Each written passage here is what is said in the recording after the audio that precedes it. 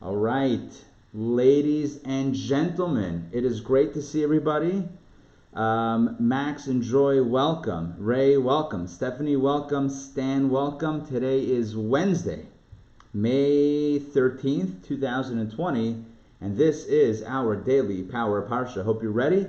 Hope you're all dialed in for this. This should be a lot of fun. We are going to be looking at some really cool ideas in Torah. I am pulling up the Torah reading right now. This is a double reading this week. We have Behar-Bechukotai. Today is Sunday, Monday, Tuesday, Wednesday, fourth reading. This is going to be the reading that bridges the gap, or that connects the first of the two portions and the second. So in a double portion, it's always that fourth reading where you kind of end the first portion and jump into the second portion. So I want to share insights on both. So let's begin. Take a look at the opening verse over here. I'm going to make my screen, the text, a little bit larger. Everybody can see, hopefully. Okay, Leviticus chapter 25, verse number 39. Okay. Here we go, verse 39, chapter 25. So it says, if your brother becomes destitute with you and is sold to you, do not work him with slave labor.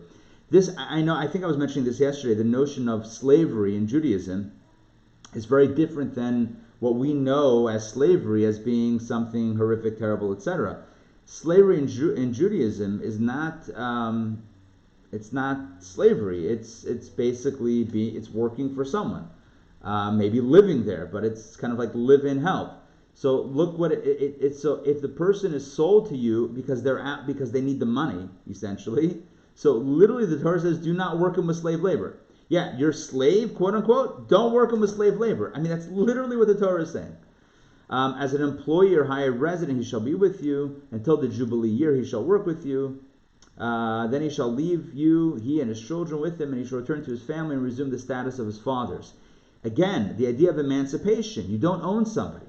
You don't own someone forever. You don't own their children. You don't own their destiny. If they're working for you, they need the money, whatever, that's one thing, but they don't work. I want to share with you an insight on verse number, let's continue. Verse 42 gives the rationale. Why? For they are my servants, whom I brought out of the land of Egypt. They shall not be sold as a slave is sold. God is saying, basically, y'all were once slaves, and that wasn't good, and I took you out. Don't do that again. In other words, the notion of freedom is something that we should hold very, very dear. We were once slaves, and God is saying, I took you out of the land of Egypt, no more slavery. Make sense? Thumbs up? Yes? Okay. Take a look at verse 43. There's a really powerful insight that's contained in the words that I just highlighted. The Torah says, you shall not work him with rigor. In other words, this so-called slave, whatever, this non-slave slave, so it says, don't work this person with rigor. But I want to focus on the Hebrew, because the Hebrew is where the magic happens. Lo sirda vo, do not work them or oppress them. Befarech. What does that word mean? It's translated here as with rigor, but it's more than that in the Hebrew. Perech means the type of work that has no utility. What we might call pointless labor, which is intended completely to humiliate and I don't know what the right word is, to humiliate and to embarrass and to dehumanize the individual that the work is being given to. There's work that has utility, labor, but you know what? You feel proud about your accomplishments. But then there are some things, some types of work, might be easy, but are pointless. I'll give you an example. Two stories come to mind. One story is about a fellow who was imprisoned. I think this story, I don't know if it's a true story, but the way the story goes, a fellow back in the day in Russia, let's say, he was imprisoned, and he was sentenced to confinement in some sort of space, locked in space. And on the wall of that space, there was a big dial. I don't know if that's the right word, but kind of like a crank, like a big crank. And in his mind, he imagined that this crank was attached to some sort of mill. And every time he was turning the crank, he was running the mill, and he was, I don't know, whatever a mill does. It was, making flour or whatever that mill would do. And he felt he was doing it for 10 years, 10-year sentence. Every day he would turn that crank. It was difficult, but he felt like at least he has a purpose. Finally, he's let out. Maybe he was taken in with blindfolds, whatever. He's let out, and he looks on the other side of the wall, and there was nothing. Just the crank. And with that, he falls faint. So that's, again, a parable idea that as long as we feel like we have utility, then we can tolerate even difficult work.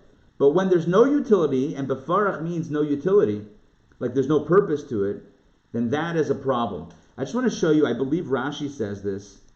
That's why I'm saying this over here.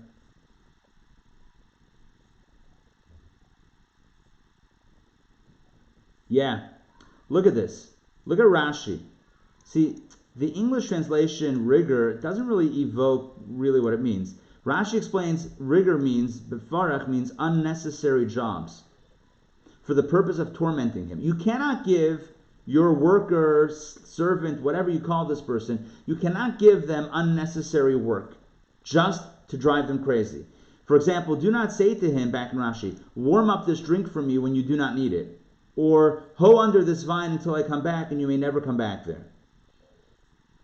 Perhaps you will say no one really knows whether it's necessary or not, and I say that it is necessary. This matter is held secretly in a man's heart, for no one knows his true intentions. Therefore Scripture says, and you shall fear your God, for he is privy to your inner thoughts. In other words, the verse starts off by saying, don't give your servant unnecessary work. And then it says, you shall fear your God. Rashi explains why the second half of the sentence. Because you could always say, no, I meant to drink that hot cup of tea, but I changed my mind or I forgot about it. And you can pretend like it wasn't just to torture him. The Torah says God is watching. No games. No, you're not allowed to torture someone else. You're not allowed to play mind games. You're not allowed to give them unnecessary work, to humiliate them or to torture them. So I'll tell you another story. The other story goes that there was once a king who visited. The king was taking what was the king doing? The king was going for a walk. Maybe he was in his carriage and riding through the countryside. Either way, he found himself by the farm. Okay? And at the farm, he sees a farmer. And the farmer is holding one of the farming tools, maybe a sickle or something like that. Right? A sickle is kind of like something that you can chop or whatever. Yeah? That's what a sickle is? Thumbs up if I got it right? Okay. So he's using this farming tool, and he's swaying his arms in the field to cut down some of the crops. And the king was so mesmerized by the fluid motion of this farmer, just with the motion of the arms and the sickle or whatever tool it was, he was so mesmerized, he said, you know what, I need to hire this guy just to be in my royal palace and just do that. I love watching that. It's like I can't get enough of that. So what happens? So the king stops the carriage, gets out, calls the farmer over, and says, how much do you make as a farmer? Tells him the amount. It's like, I'll pay you 100 times that amount.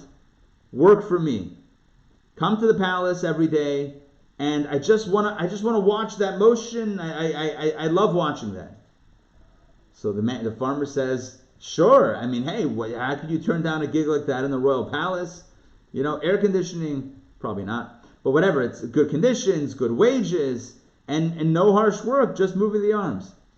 And so he begins working, he begins doing that. After a week, he goes to the king and says, with all due respect, your majesty, I quit. He says, why do you quit? He says, look, in the field, at least I was doing something. Now I'm doing nothing. There's no utility here. There's no purpose. Again, this story brings out the human need to feel purposeful. There's an inherent human need to feel like we are serving a purpose. The Rebbe, when the Rebbe turned 70 years old, the Rebbe was born in 1902. In 1972, there was a Farbrengen, there was a Hasidic gathering in the main synagogue in Brooklyn in Crown Heights. 770 Eastern Parkway is the address. And in that large synagogue, the Rebbe was hosting a Farbrengen. And it was in honor of his own birthday. 70 years. Very special milestone and very special birthday Farbrengen. And at the Farbrengen, the Rebbe said the following. He said, lately people have been suggesting perhaps that I kind of step back my activities, that I slow down a little bit. 70, it's retirement age already. Maybe scale things back a little bit. So the Rebbe said, I'm here to say this publicly, that I'm not scaling back. In fact, in Judaism, there's no such thing as retirement. What's retirement? A human being is always meant to be productive. The most dangerous thing that a human being can do is to consciously choose to stop being productive, because that erodes the sense of self-worth, that erodes the sense of value and productivity, that erodes the sense of self-confidence, and all of that ultimately takes a toll on the mind, on the heart, on the intellect, on the emotions, and on the physical strength of the human being. So we have to stay active. Sure, now let me just interject my thoughts here. So sure, a person might, retire from their job. They don't have to do the same thing necessarily, forever. But we got to stay productive. As human beings, we have to stay productive. And here the Torah is saying, you have somebody working for you, you got to make sure that they're being productive. You have to give them work that has utility, not pointless work. That is cruel and unusual punishment. And that's not okay. That's not kosher. Make sense? Questions, comments? Suggestions? Okay. Fine. So that is that. I took off Rashi so that it's a little bit easier to read. So this is how today's reading begins with the law of servants, which is the non-slave slavery, has to go free. Let's continue. The Torah talks about redeeming slaves and relatives. Okay, what did I want to... Oh, hold on. I skipped right past it. Hold on. 1 second.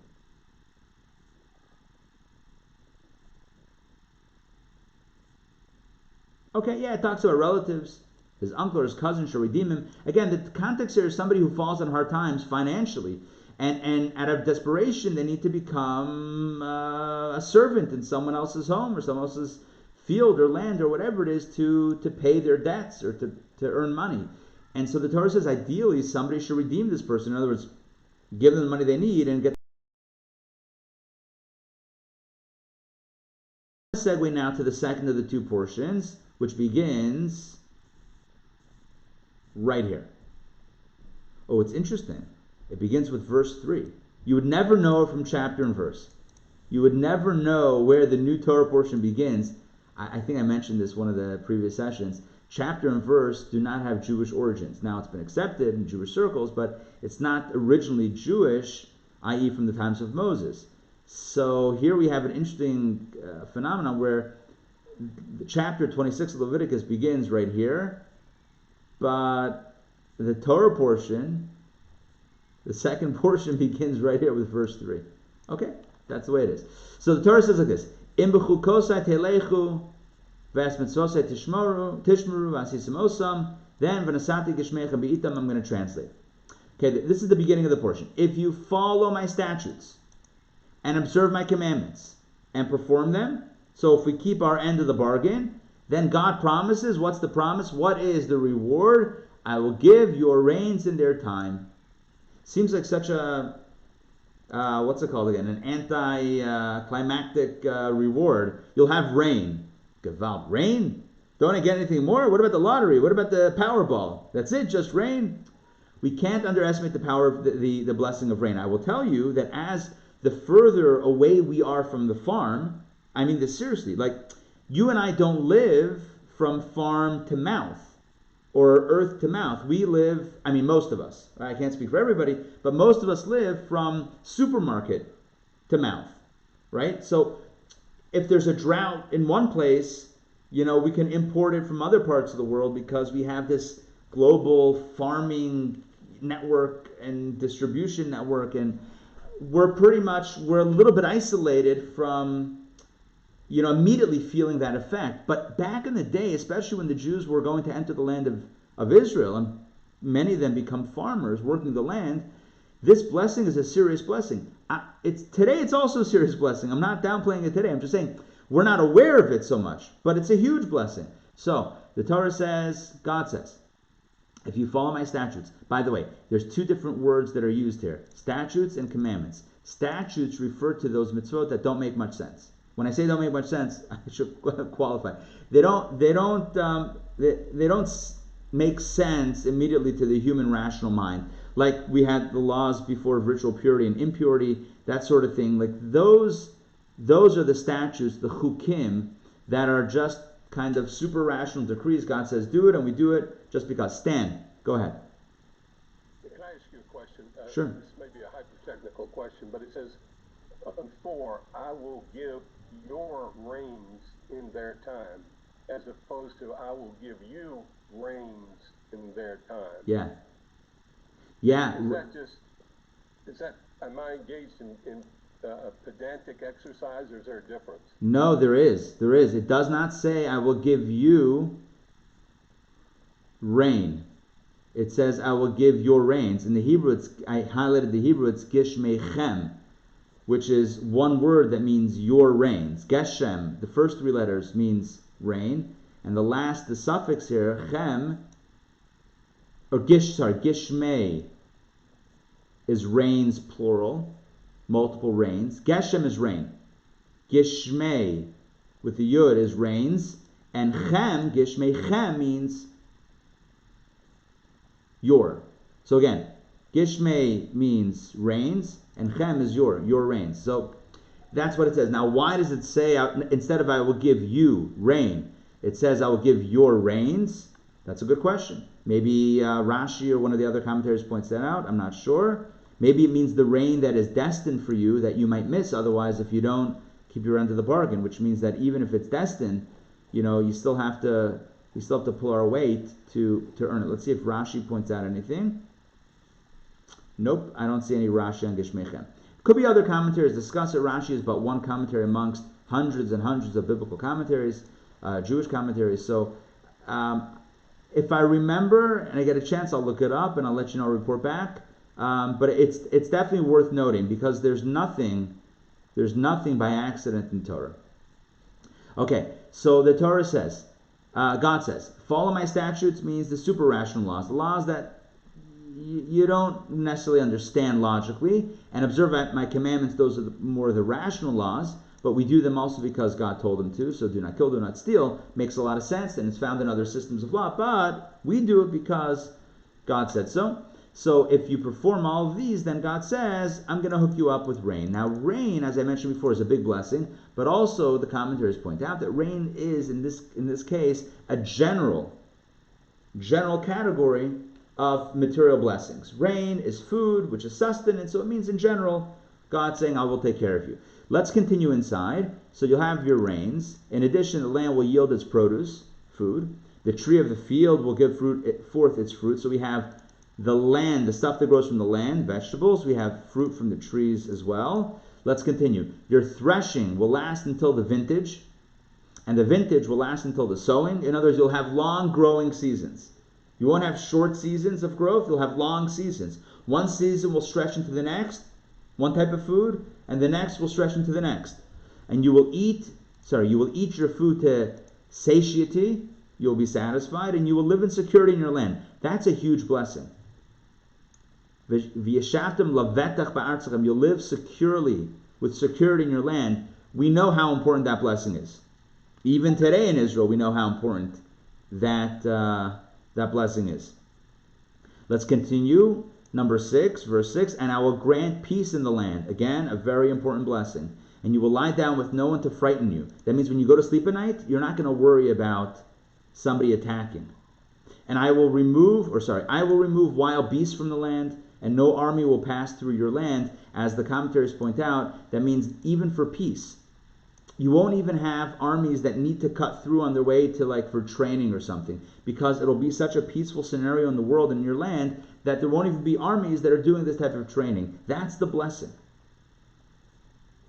You will pursue your enemies, they will fall by the sword before you, which means you won't even get to them before they fall on the sword. 5 you will pursue 100, and 100 of you will pursue 10,000, and your enemies will fall by the sword before you. I will turn toward you, and I will make you fruitful and increase you, and I will set my covenant upon you. These are incredible blessings. These are incredibly rich blessings that are coming from this opening verse, following God's law. God is basically saying, if you keep your end of the covenant, we have an agreement. We have a contract. It's called a covenant, right? A bris, a covenant. So you keep your end of the bargain to keep your obligations, and God says, I will hook you up. Now, the commentaries wonder why it is that the reward seems like the reward for a spiritual mitzvah is physical reward. Doesn't make sense. It seems like for doing a mitzvah, you should get, heaven, extra slice of heaven. You should get, more, something spiritual. Why is it you're doing something spiritual and you're getting something physical? It seems to be a little weird, right? I mean, you would think that the reward would be fitting to what one did to earn the reward, and yet here it seems to be a bit mismatched. Many commentaries give many different reasons or explanations for this. I'll share with you what Maimonides says. Maimonides says that all of these rewards that the Torah is stating, the rain, the produce, the peace, the security, the enemies that won't start up with you, all of that stuff, right? All of those, and no wild animals, those are not rewards for a mitzvah. The reward for a mitzvah is spiritual. These are not rewards. This is God telling you that if you put your mind to spiritual pursuits, Torah is easy for you. I'm going to make sure you have enough to eat. I'll make sure you're not running for your life. I'll make sure you feel secure and safe. And I'll make sure that your overall health and tranquility, and there's no wild animals coming in, barging in on you either at home while you're studying. In other words, these are not rewards for the mitzvah, but these are ways in which God is enabling us to indeed be committed to these pursuits, to this path. So that is the way that Rambam, Maimonides, explains these series of verses. But the Hasidic masters give another reason. And they say that no, it is a reward. And the ultimate reward of the spiritual is the physical. Even though, again, it seems a bit mismatched. If I push a spiritual button, why do I get a physical candy? It doesn't make sense. Right? I put in a spiritual coin and out comes rain. That seems weird. I should get brownie points in heaven, not rain on earth. So the Hasidic masters say no. Because the ultimate purpose of every mitzvah is to make a difference in this world. What is the manifestation? What is the expression of the fact that indeed our actions of mitzvahs have made a difference in this world? If something about this world is bettered, is changed. So that's why the ultimate reward, not like what Maimonides says. Again, maybe that's also true on one level, but on another level, not like what Maimonides says, that these blessings are just taking away the distractions in order that we can pursue those spiritual things. But no, these are actual rewards. Because what is a reward? A reward is a demonstration, a consequence of what we've done. Every mitzvah creates a physical change here on earth. It's not just a spiritual button, it's also a physical button. And so when we do a mitzvah, right, you put up a mezuzah on your door, that brings about rain. What's the connection between a mezuzah, scroll on your door, and rain? Because every mitzvah has an effect, not only in the heavens, but here on earth. And how does that manifest? In physical blessings. So the goal here is, and this is a goal throughout Judaism, is to look at Torah and to look at mitzvahs, to look at Judaism, to look at all of these things as not spiritual actions, but practical, grounded actions that make a real difference within ourselves, the other, and the world at large. Okay, so that's all I have for today. So to recap, number one, we talked again about the notion of slavery so-called slavery in Torah. It's not actually slavery. God says when you have a slave, don't treat them like a slave. In other words, it's not slavery. The rationale behind that was because God freed us from slavery. Let's not enslave others. That would be kind of going back to where we started. It's like the abuse, God forbid, it's the one who was abused, the victim, becoming the abuser once again, and that's not what God wants us to do. Yeah, you were slaves, and now you're going to go ahead and enslave someone else. That's not kosher. So even if you have someone who's working for you because they fell on hard times, etc., and they're living by you, treat them with respect. Don't give them unnecessary work. We spoke about that concept of unnecessary labor and what that means, because human beings need to feel a sense of purpose and utility, and to rob someone of that, to strip that sense of meaning and purpose and utility from them, to give them work that has no purpose, is cruel and unusual, and it's not kosher according to the Torah. We then spoke about the notion of fulfilling the mitzvahs and getting the rewards, the physical rewards. I gave two explanations for that. One, Maimonides, that says it's not a reward. It's just removing the impediments to doing what you want to be doing spiritually. And the Hasidic masters say no. The mystics say no, it is a reward. Why a physical reward for spiritual actions? Because our spiritual actions have a tangible effect here on earth, and that is the goal. All right, any questions, comments